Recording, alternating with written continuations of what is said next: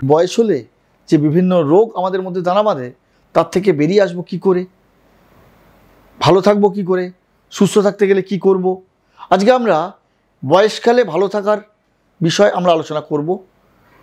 এই ভালো থাকার যে বিষয়, এই ভালো থাকার বিষয় নিয়ে আলোচনা করতে আজকে পাশে পেয়েছি বিশিষ্ট চিকিৎসক, নিশ্চিত বিশেষজ্ঞ ডক্টর শুদ্ধসত্য চট্টোপাধ্যায়কে। নমস্কার, আমি ডাক্তার শুদ্ধসত্য চট্টোপাধ্যায়। আমি পেশায় একজন মেডিসিন বিশেষজ্ঞ।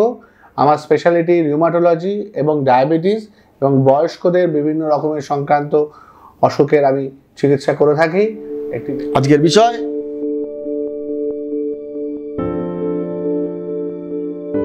বয়স্কদের গোটা বায়োলজিটাই আমাদের একটু সাধারণ কম বয়সী বা বাচ্চাদের থেকে একটু ডিফারেন্ট হয়ে যায়। বাচ্চাদের মধ্যে এক ধরনের বডি ফিজিওলজি থাকে, সেটা বয়সের সাথে সাথে পাল্টায় এবং সেটা যখন 60-65-র ওপর হতে থাকে তখন সেগুলোতে আরও সমস্যা হয় এবং বেশিরভাগ যে সমস্ত অঙ্গ প্রত্যঙ্গগুলো আছে সেগুলো জরাগ্রস্ত হয়ে যায় এবং জরাগ্রস্ত হওয়ার ফলে একদিকে যেমন সেই সমস্ত অঙ্গ প্রত্যঙ্গগুলোর কর্ম ক্ষমতা হ্রাস পায়, অন্যদিকে তেমনি ক্ষমতার স্বাভাবিক তারতম্যগুলো সেখানে পাল্টাতে থাকে। মানে ধরা যাক একজন একটা খাবার খেয়ে একসময় হজম করতে পারত, কিন্তু একটা বয়সের পর থেকে সে আর সেই ধরনের খাবার, মানে ধরুন একটু রিচ খাবার, যেগুলো তেল মশলা বেশি দেওয়া খাবার, সে হয়তো অল্প বয়সে হজম করতে পারতো, সে এখন আর হজম করতে পারে না। অল্প বয়সে সে হয়তো 4 তলা সিঁড়ি চলে যেত, কোনো রকম শ্বাসকষ্ট হতো না, তার 1 তলা সিঁড়ি চড়তে গেলে এখন শ্বাসকষ্ট হচ্ছে বা তার হাঁটুতে ব্যথা হচ্ছে। তো এই ধরনের জিনিসগুলো কিন্তু বিভিন্ন কারণে শরীরের মধ্যে যে সমস্ত অঙ্গ প্রত্যঙ্গগুলো বয়সের সাথে সাথে জড়ার সাথে সাথে যে নষ্ট হয়ে যায় সেগুলোর এফেক্ট ওখানে পড়ে। এবার এটা যদি আমি মলিকুলার লেভেলে ভাবি, আণুবীক্ষণিক লেভেলে, সেটাকে বলি আমরা অক্সিডেটিভ স্ট্রেস। নিয়মিত যে অক্সিজেন ফ্রি র্যাডিক্যাল আমাদের শরীরে তৈরি হয় বিভিন্ন কারণে, কখনো আল্ট্রাভায়োলেট রের জন্য, কখনো শরীরের বিভিন্ন রকমের মেটাবলিক বিপাক জনিত তারতম্যের জন্য, সেই জিনিসগুলো তৈরি হয়ে কিন্তু আমাদের সেলগুলোকে নষ্ট করে এবং সেলুলার এজিং আমরা বলি, সেলগুলো কিন্তু বার্ধক্যের মধ্যে পড়ে। এবার বাইরে থেকে আমরা কি দেখব? ধরা যাক একটা খুব সাধারণ এক্সাম্পল নিয়ে যদি আমরা যাই, জ্বর। আমাদের সাধারণত কোনো ইনফেকশন হলে বা শরীরের মধ্যেকার কোনো অটো ইমিউন ডিজিজ হলে জ্বর আসে। জ্বরটা আমরা থার্মোমিটারে মাপতে পারি, কারো ক্ষেত্রে সেটা 100 হয়, কারো ক্ষেত্রে সেটা 103-104 পর্যন্ত যেতে পারে, কারো ক্ষেত্রে সেটা সারাদিন থাকে, কারো ক্ষেত্রে সেটা মাঝে মাঝে আসে। এক একটা ইনফেকশনে এক এক রকম জ্বর আসতে পারে। আমরা বলি ফিভার উইথ চিল অ্যান্ড রাইগার, মানে কাঁপুনি দিয়ে জ্বর আসে, হ্যাঁ, কম্বল লাগে। এগুলো কিন্তু সাধারণ অল্প বয়স্ক বা অ্যাডাল্ট মানুষের লক্ষণ। বয়স্কদের ক্ষেত্রে অনেক সময় জ্বর নাই আসতে পারে, একটা ইনফেকশন হয়েছে, তার শরীরে কোনো জ্বরের লক্ষণই হয়তো পাওয়া গেল না, অথবা দেখা গেল হাইপোথার্মিয়া হয়েছে, মানে প্রয়োজনের থেকে টেম্পারেচার কমে গেছে, উল্টে যেটা 100 হয়ে গেছিল বেড়ে সেটা হয়তো 96-95 চলে গেছে। সেক্ষেত্রেও কিন্তু আমাদের ব্ল্যাঙ্কেট দিতে হয় বা ওয়ার্ম যেগুলো হয় সেগুলো দিতে হয়, কিন্তু শরীরের টেম্পারেচারটাকে বাড়ানোর জন্য সেখানে। তো এইটা একটা বয়স্কদের খুব ইম্পর্টেন্ট জিনিস, কারণ বয়সের সাথে সাথে এই যে টেম্পারেচার রেগুলেশন সেন্টার যেগুলো মস্তিষ্কে থাকে এবং শরীরের বিভিন্ন যে সমস্ত খনিজ পদার্থগুলো বা অ্যানায়ন ক্যাটায়নগুলো, অণুগুলো যেগুলো এই টেম্পারেচার মডিফিকেশন করে, রেগুলেশন করে, সেগুলো কিন্তু সেখানে জিওপার্ডাইজ হয়ে যায় বা সেগুলোর ক্ষমতা হ্রাস পায়। তেমনি আরেকটা জিনিস, একটা বয়স্ক মানুষের শরীরে কিন্তু অনেকগুলো পুরনো অসুখ বয়ে আসে।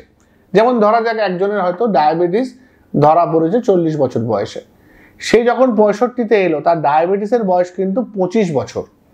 অর্থাৎ তার শরীরে ডায়াবেটিস রিলেটেড যে ম্যাক্রো এবং মাইক্রো ভাস্কুলার যে কমপ্লিকেশনসগুলো আছে সেগুলো কিন্তু তখন পুরো দামে রয়েছে। যেমন ডায়াবেটিক নিউরোপ্যাথি, মানে পায়ের নার্ভগুলো, হাতের নার্ভগুলো অবশ হয়ে যাচ্ছে। তেমনি ধরুন রেটিনোপ্যাথি, চোখে সমস্যা হচ্ছে। তেমনি নেফ্রোপ্যাথি, কিডনিতে সমস্যা হচ্ছে। আমরা কি দেখব, পেশেন্ট যখন আসছে তখন পেশেন্টের হাত পায়ে হাড়গুলো কমে গেছে, পেশেন্ট ভাবছে যে সে তুলোর উপর দিয়ে যাচ্ছে। এবার এইখানে একটা সমস্যা হচ্ছে ডায়াবেটিক ফুট। এই নিউরোপ্যাথির জন্য অনেক সময় ছোটোখাটো ইনজুরি পায়ের তলায় হয়ে যাচ্ছে, যেটা কিন্তু চোখের বাইরে চলে যাচ্ছে। একদিকে যেমন বয়স্ক মানুষরা ঝুঁকে নিজের পায়ের মধ্যে কি হয়েছে দেখতে পায় না, তাদের হাঁটুর সমস্যার জন্য হাঁটু ভাঁজ করে পাটাকে চোখের সামনে আনতে পারে না, তদুপরি তার চোখের রেটিনোপ্যাথির জন্য দৃষ্টিশক্তি কম, অর্থাৎ তার শরীরে পায়ে ছোট হয়ে একটা আলসার সে চোখে দেখতে পেল না, সে তখন দেখতে পেল, বা তার আত্মীয় স্বজনরা যারা অপেক্ষাকৃত কম বয়স্ক তারা দেখতে পেল যখন সেটা অনেকটা গভীর অবধি চলে গেছে, অথচ তার কোনো বাহ্যিক প্রকাশই নেই, তার কোনো ব্যথা যন্ত্রণা নেই। সেখান থেকে একদিন হয়তো জ্বর এলো, যেটা জ্বর আসেনি হয়তো, যেটা হাইপোথার্মিয়া এলো, আরো বুঝতে অসুবিধা হয়। 3 নম্বর আরেকটা আমি বলবো, সেটা হচ্ছে শরীরে খনিজ লবণের তারতম্য, বিশেষ করে সোডিয়ামের ঘাটতি।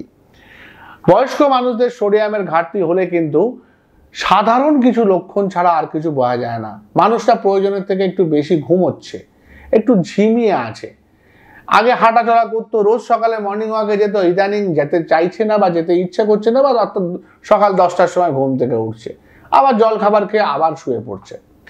আপাত দৃষ্টিতে বয়স্ক মানুষদের এই ঘটনাগুলোকে আমরা খুব একটা গুরুত্ব দিই না, কারণ এটা তো হতেই পারে। একটা বয়স্ক মানুষ, তার বাড়িতে খুব একটা কাজকর্ম নেই, তিনি ওই শুয়ে বসেই থাকেন, তার তো এটা হতেই পারে। কিন্তু এটা আস্তে আস্তে হাইপোন্যাট্রিমিয়া বাড়ছে, তার একটা লক্ষণ হতে পারে। হয়তো সেটা অ্যাটেনশন এলো এমন একটা সময় যেখানে 135 যেখানে নর্মাল লেভেল, সেটা হয়তো কমে 110, 104 পর্যন্ত চলে গেছে। ক্রনিক হাইপোন্যাট্রিমিয়া বয়স্কদের ক্ষেত্রে কিন্তু সহজে বোঝা যায় না। আবার অনেক সময় ব্লাড প্রেশারের ওষুধ দীর্ঘদিন ধরে তারা খেয়ে আসছেন, তার মধ্যে ডায়াবেটিক গ্রুপ অফ মেডিসিন থাকে, সেই মেডিসিনে কিন্তু প্রবলেম হয়, সেখানে কিন্তু সোডিয়ামের মাত্রা কমে। এবার সেই সোডিয়ামের মাত্রা যখন খুব কমে গেল তখন খিঁচুনি হয়, অনেকের ক্ষেত্রে সে খিঁচুনিও হয় না, সে হয়তো একদম সরাসরি এইসব কনভালশন টলমালশন না হয়ে একেবারে কোমায় চলে গেল, মানে তাকে আর জাগানো যাচ্ছে না। তখন তাকে তড়িঘড়ি নিয়ে গিয়ে হাসপাতালে স্যালাইন দিয়ে ব্যবস্থা করার চেষ্টা করা হয়। তো এই ধরনের যে সিমটমগুলো, এগুলো হচ্ছে বয়স্কদের বিশেষ বিশেষ সিমটম, যেগুলোকে কিন্তু আমরা মানে সাধারণ কম বয়সী মানুষরা অনেক সময় নেগলেক্ট করে ফেলি নিজেদেরই অজান্তে, কিন্তু এইগুলোকে একদমই নেগলেক্ট করা যাবে না।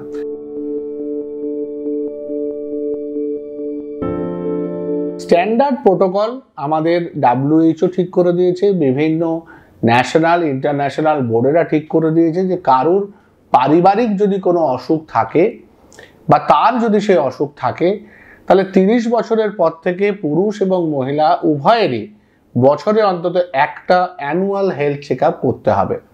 আর সেটা যদি না থাকে, যদি পরিবারে কোনো বড় অসুখ না থাকে, তাহলে সেটা 40 বছর থেকে শুরু করতে হয়। তাই 40 বছর মানে একজন বার্ধক্যে যাওয়ার 25 বছর আগে থাকতে কিন্তু তার অ্যানুয়াল হেলথ চেক আপ জরুরি। এবার এই অ্যানুয়াল হেলথ চেক আপ করতে করতে যদি কোনো অসুখ বেরোয়, ধরা যাক এই বয়স থেকে কিন্তু diabetes, blood pressure, thyroid, cholesterol, uric acid এইগুলো ধরা পড়তে থাকে, মেটাবলিক ডিজিজ যেগুলোকে আমরা বলি। তারপর ফ্যাটি লিভার ডিজিজ আছে, এগুলো এই মেটাবলিক ডিজিজগুলো, তার সাথে কারো কারো হার্টের সমস্যা হয়, কারো কারো কিডনির সমস্যা হয়, কারো কারো কিছু স্পেসিফিক সমস্যা হয়। কিন্তু মোটের উপর এই অসুখগুলো কিন্তু শুরু হয় 40 থেকে 50 এই বয়সের মধ্যে।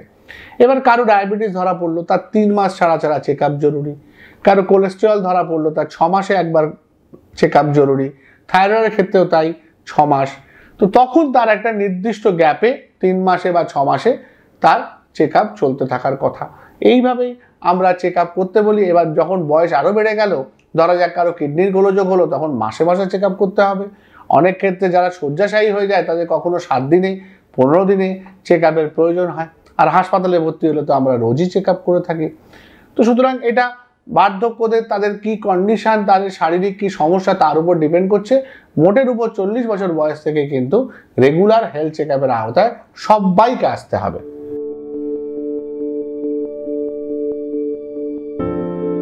হতে পারে না কখনো যে একটা দিনের এদিকে আর ওদিকে মানুষের জীবনটা পাল্টে যাবে।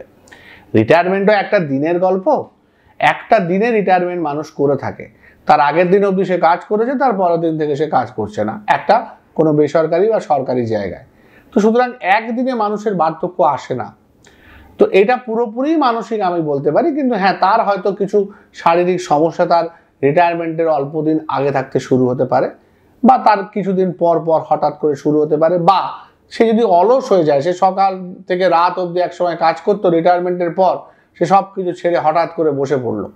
সেই কারণে সবারই একটা রিটায়ারমেন্ট প্ল্যানিং করা উচিত। একদিকে যেমন ফাইন্যান্সিয়াল প্ল্যানিং, বিভিন্ন এই ধরনের লাইফ ইন্স্যুরেন্স যেগুলো আছে সেগুলো যেমন ফাইন্যান্সিয়াল প্ল্যানিং করায়, তেমনি কিন্তু আমাদের ফিজিক্যাল এবং মেন্টাল প্ল্যানিংয়েরও প্রয়োজন থাকে, যে আমার রিটায়ারমেন্টটা হবে কাগজে কলমে, আমি কখনো আমার কাজ থেকে রিটায়ার করব না, আমি এমন কোনো কাজ করব যেটা আমি আরও দীর্ঘদিন করতে পারি। হ্যাঁ, যেমন ধরা যাক কারো যদি গার্ডেন থাকে, তাহলে গার্ডেনিং একটা খুব ভালো কাজ, যেখানে শারীরিক এবং মানসিক দুদিকেই পুষ্টি হয়। একদিকে শরীরের এক্সারসাইজ হয়, অন্যদিকে গাছপালার সাথে থাকলে মানুষের মন খুব ভালো থাকে।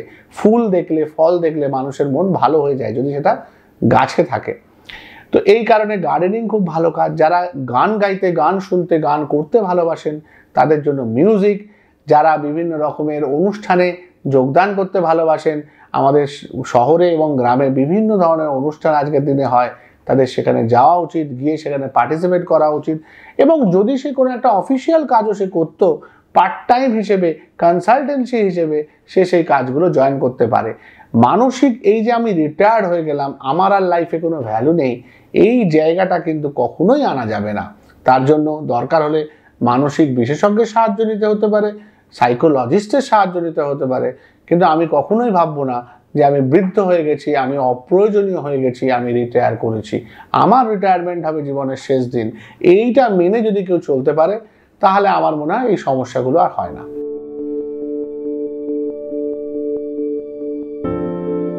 হ্যাঁ, মানসিক সমস্যা সবসময় শারীরিক সমস্যার উপর এফেক্ট করে। যেমন ধরা যাক ডায়াবেটিস একটা কিন্তু ক্রনিক ডিপ্রেশন তৈরি করার একটা রোগ। কারণ ডায়াবেটিস সময়ের সাথে সাথে আমাদের অনেকগুলো অঙ্গ প্রত্যঙ্গকে নষ্ট করে। এবার একটা মানুষ যে আগে খুব হেলদি ছিল, খুব সুন্দর হাঁটা চলা, কাজ কর্ম, খাওয়া দাওয়া সব করতে পারতো, ডায়াবেটিসের প্রকোপে তার একদিকে তার অনেক খাবারের রেস্ট্রিকশন হয়ে গেছে, অন্যদিকে তার শারীরিক বিভিন্ন সমস্যা তৈরি হয়েছে। সে চোখে ভালো দেখতে পাচ্ছে না, কানে ভালো শুনতে পাচ্ছে না, হাত পায়ে ভালো সাড় পাচ্ছে না, তার যৌন জীবন খুব ক্ষতিগ্রস্ত হয়েছে। ডায়াবেটিসে যেটা বেশিরভাগ লোক বলতে পারে না মানুষকে, সেটা হচ্ছে যৌন জীবন তাদের খুব ব্যাহত হয়। এবার সেই জায়গায় দাঁড়িয়ে তার মনের মধ্যে একটা অবসাদ তৈরি হয় যে আমি আস্তে আস্তে ইনভ্যালিড হয়ে যাচ্ছি, আমি আস্তে আস্তে কি বলবো, অপ্রয়োজনীয় হয়ে যাচ্ছি। তো এই জায়গাটায় দাঁড়িয়ে তখন তার একটা অবসাদ তৈরি হয়। এবার এই অবসাদের ফলে সে ওষুধ খেতে ভুল করছে, সে খাবার খেতে ভুল করছে, সে মাঝে মাঝে 2-4টে মিষ্টি খেয়ে নিচ্ছে, আবার মাঝে মাঝে উপোস করে ফেলছে, খেতে ভালো লাগছে না তার, আবার তার সাথে সে ওষুধ কখনো একটার জায়গায় ভুল করে 2টো ওষুধ খেয়ে ফেলছে। আধ ঘন্টা পরে তার মনে হচ্ছে না আমি বোধহয় ওষুধটা খাইনি, আবার গিয়ে খেয়ে ফেললো, অর্থাৎ 2বার ওষুধ খাওয়া হয়ে গেল। আবার খাওয়া হয়নি কিন্তু তার মনে হতে পারে আমি ওষুধ খেয়েছি। তো একদিকে তার সুগার বেড়ে যাওয়ার সম্ভাবনা থাকছে, অন্যদিকে তার সুগার কমে যাওয়ার সম্ভাবনা থাকছে, বা আমাদের ডাক্তার হিসেবে সুগার ফ্লাকচুয়েট করছে। এই ফ্লাকচুয়েট করাটা হচ্ছে বেশি খারাপ, র্যাদার দ্যান কন্টিনিউয়াস একটু বেড়ে থাকা সুগার। তো এইখানে একদিকে যেমন ক্রনিক একটা অসুখ ডায়াবেটিস, সে মানসিক অবসাদ তৈরি করছে, তেমনি মানসিক অবসাদ ডায়াবেটিসের মতো ক্রনিক অসুখকে আরও বাড়িয়ে দিচ্ছে। তো এইটার একটা উদাহরণ দিলাম। এরকম প্রত্যেকটা রোগের ক্ষেত্রেই কিন্তু একই কথা বলা যায়, মানসিক এবং শারীরিক দুটি অসুখই দুজনের পরিপূরক, একটা খারাপ থাকলে আরেকটা খারাপ থাকবেই, তাই দুটোকেই একসাথে চিকিৎসা করা খুব জরুরি।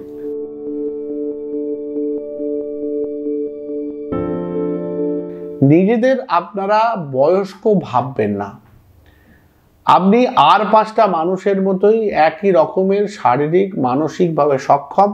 মনের মধ্যে সবার আগে এটাকে আনতে হবে এবং বেশ কিছু জায়গায় একই রকম থাকতে হবে। আমি অপ্রয়োজনীয়, এই ভাবনাটা কিন্তু সবচেয়ে বড় অসুখের কারণ বয়স্কদের ক্ষেত্রে। যদি খাবার থেকে ধরা যায়, হাই প্রোটিন ডায়েট খেতে হবে, অল্প করে বারে বেশি খেতে হবে, তেল মশলা বর্জন করতে হবে, প্রোটিনের মধ্যে যেরকম অঙ্কুরিত ছোলা, যেরকম সোয়াবিন, যেরকম মাছ মাংস ডিম দুধ, এগুলোর প্রাধান্য দিতে হবে, ভাত রুটির প্রাধান্য কম দিতে হবে। 2 নম্বর হচ্ছে এক্সারসাইজ। আপনার শরীর যেভাবে পারমিট করে সেই ধরনের এক্সারসাইজ দিনে অন্তত আধ ঘন্টা থেকে 1 ঘন্টা করতে হবে। প্রাণায়াম করতে পারেন, যোগা করতে পারেন, হাঁটতে পারেন, লাফিং ক্লাবে গিয়ে হাসতে পারেন, কিন্তু কিছু না কিছু এক্সারসাইজ রোজ করতে হবে। 3 নম্বর হচ্ছে কোনো না কোনো কাজ নিয়ম করে করে যেতে হবে এবং স্ক্রিন টাইম যত কম হয় তত ভালো।